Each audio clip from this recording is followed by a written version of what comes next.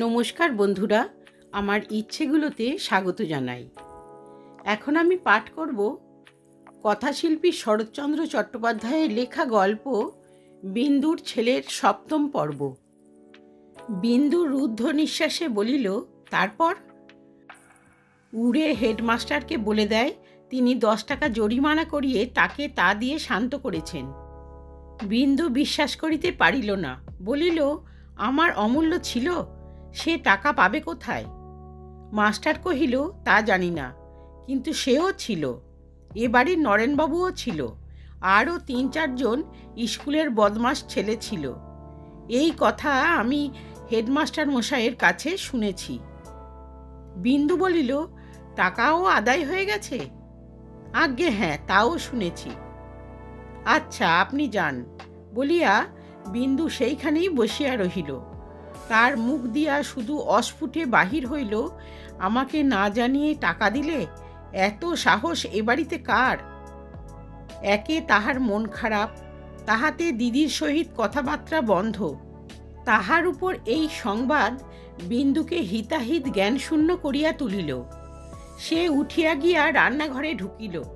অন্নপূর্ণা রাত্রির জন্য তরকারি কুটিতেছিলেন। মুখ তুলিয়া ছোট বউয়ের মেঘাচ্ছন্ন মুখের দিকে চাহিয়া দেখিলেন। বিন্দু কহিল, দিদি, এর মধ্যে অমূল্যকে টাকা দিয়েছ? অন্নপূর্ণা ঠিক এই আশঙ্কাই করিতেছিলেন। ভয়ে তাহার গলা কাঠ হইয়া গেল। মৃদুস্বরে বলিলেন, কে বললে? বিন্দু বলিল, সেটা দরকারি কথা নয়। দরকারি কথা সেই বা কি বলে নিলে, আর তুমিই বা কি বলে দিলে? অন্নপূর্ণা নিস্তব্ধ হইয়া রহিলেন।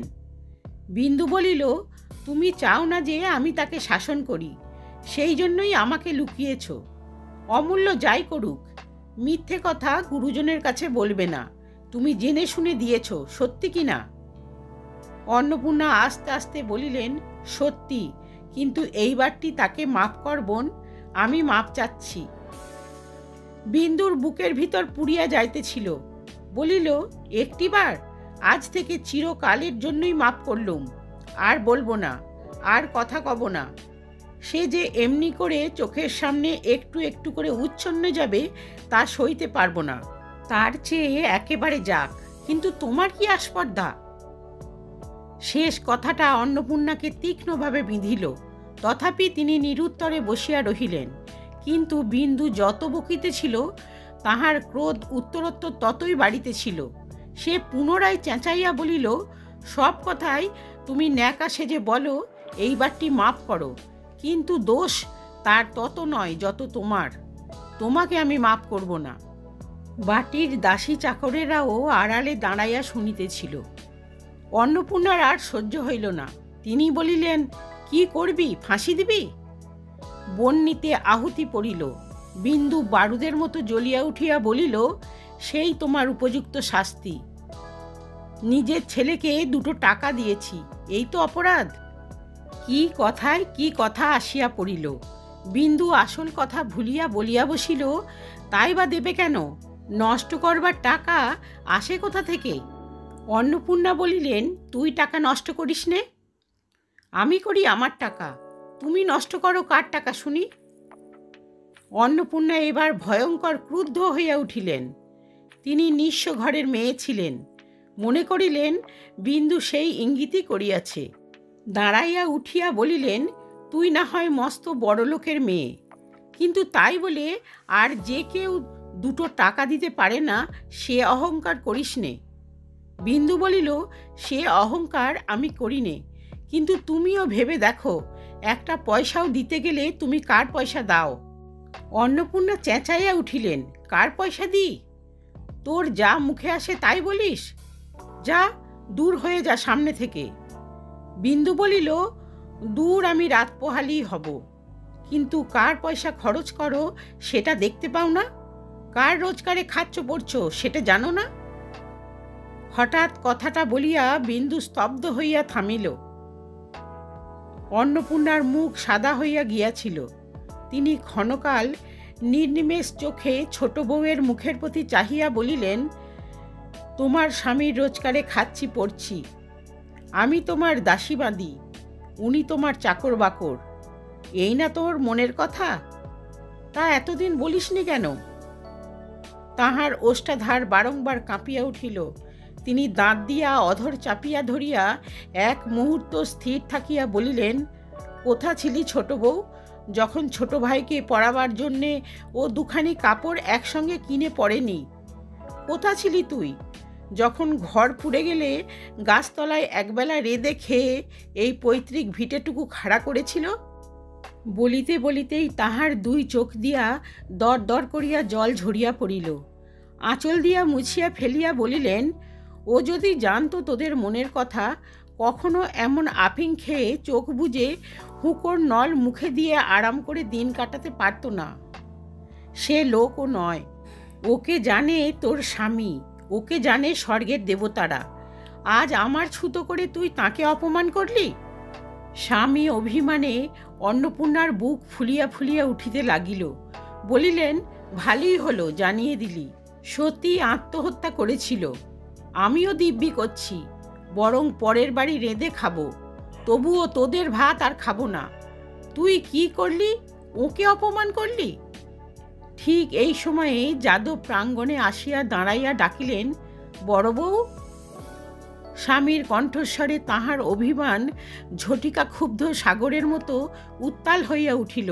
ছুটিয়া বাহিরে আসিয়া বলিলেন, ছি ছি, যে লোক নিজের বউ ছেলেকে খেতে দিতে পারে না, তার গলায় দেবার দড়ি জোটে না কেন? যাদব হতবুদ্ধি হইয়া গিয়া বলিলেন, কি হলো গো? কি হলো? কিচ্ছু না।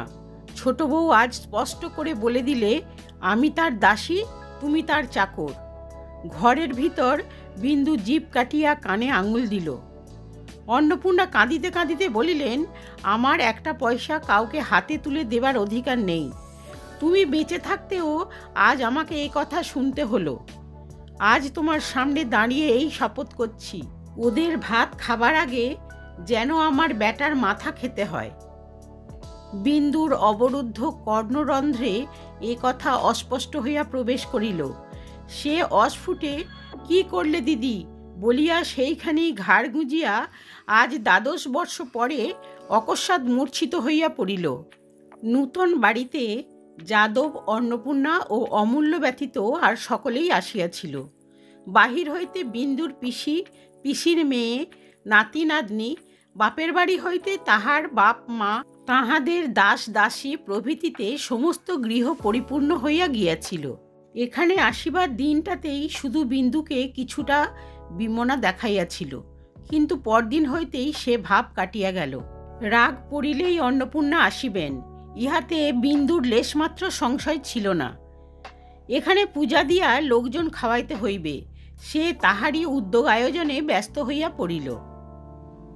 বিন্দুর বাপ জিজ্ঞাসা করিলেন, মা, তোর ছেলেকে দেখছি নে যে?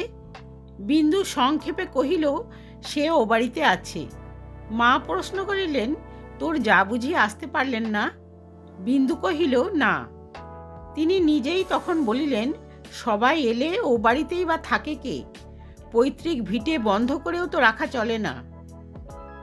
বিন্দু চুপ করিয়া কাজে চলিয়া গেল। যাদব এই কয়দিন প্রত্যহ সন্ধ্যার সময় একবার করিয়া বাহিরে আসিয়া বসিতেন, কথাবার্তা বলিয়া সংবাদ লইয়া ফিরিয়া যাইতেন, কিন্তু ভিতরে ঢুকিতেন না। গৃহপূজার পূর্বের রাত্রে তিনি ভিতরে ঢুকিয়া এলোকেশীকে ডাকিয়া তত্ত্ব লইতেছিলেন। বিন্দু জানিতে পারিয়া আড়ালে দাঁড়াইয়া শুনিতে লাগিল। পিতার অধিক এই ভাসুরের কাছে ছেলেবেলা হইতে সেদিন পর্যন্ত সে কত আদর পাইয়াছে, কত স্নেহের ডাক শুনিয়াছে। যাদব মা বলিয়া ডাকিতেন, কোনোদিন বৌমা পর্যন্ত বলেন নাই। এই ভাসুরের কাছে জায়ের সহিত কলহ করিয়া কত নালিশ করিয়াছে, কোনটি তাহার কোনোদিন উপেক্ষিত হয় নাই। আজ তাহার কাছে অপরিসীম লজ্জায় বিন্দুর কণ্ঠরোধ হইয়া গেছে। যাদব চলিয়া গেলেন। সে নির্ভীতে ঘরের মধ্যে মুখে আঁচল গুঁজিয়া ফুলিয়া ফুলিয়া কাঁদিতে লাগিল। চারিদিকে লোক পাছে কেহ শুনিতে পায়। পরদিন সকালবেলায় বিন্দু স্বামীকে ডাকাইয়া আনিয়া বলিল, বেলা হচ্ছে, পুরুত বসে আছেন, বরঠাকুর এখনও তো এলেন না। মাধব বিস্মিত হইয়া জিজ্ঞাসা করিল, তিনি কেন? বিন্দু ততোধিক বিস্মিত হইয়া বলিল, তিনি কেন? তিনি ছাড়া এসবের করবে কে? মাধব বলিল, হয় আমি, না হয় ভগ্নিপতি প্রিয়বাবু করবেন, দাদা আসতে পারবেন না। বিন্দু ক্রুদ্ধ হইয়া বলিল, আসতে পারবেন না বললেই হলো? তিনি থাকতে কি কারো অধিকার আছে? না না, সে হবে না, তিনি ছাড়া আমি কাউকে কিছু করতে দেব না। মাধব বলিল, তবে বন্ধ থাক, তিনি বাড়ি নেই, কাজে গেছেন।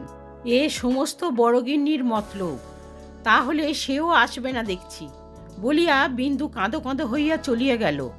তাহার কাছে পূজা অর্চনা, উৎসব আয়োজন, খাওয়ান দাওয়ান সমস্তই এক মুহূর্তে একেবারে মিথ্যা হইয়া গেল। 3 দিন ধরিয়া অনুক্ষণ সে এই চিন্তাই করিয়াছে, আজ বড়ঠাকুর আসিবেন, দিদি আসিবেন, অমূল্য আসিবে। আজিকার সমস্ত দিনব্যাপী কাজকর্মের উপর সে যে মনে মনে কতখানি নির্ভর করিয়া নিশ্চিন্ত হইয়া বসিয়াছিল, সে কথা সে ছাড়া কেহই জানিত না।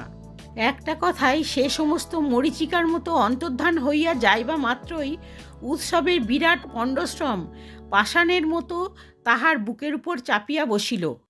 এলোকেশী আসিয়া বলিলেন, ভাঁড়ারের চাবিটা একবার দাও ছোট বউ, ময়রা সন্দেশ নিয়ে এসেছে। বিন্দু ক্লান্তভাবে বলিল, ওইখানে কোথাও, এখন রাখো ঠাকুরজি, পরে হবে। কোথায় রাখবো বউ, কাকে টাকে মুখ দেবে যে? তবে ফেলে দাও গে, বলিয়া বিন্দু অন্যত্র চলিয়া গেল।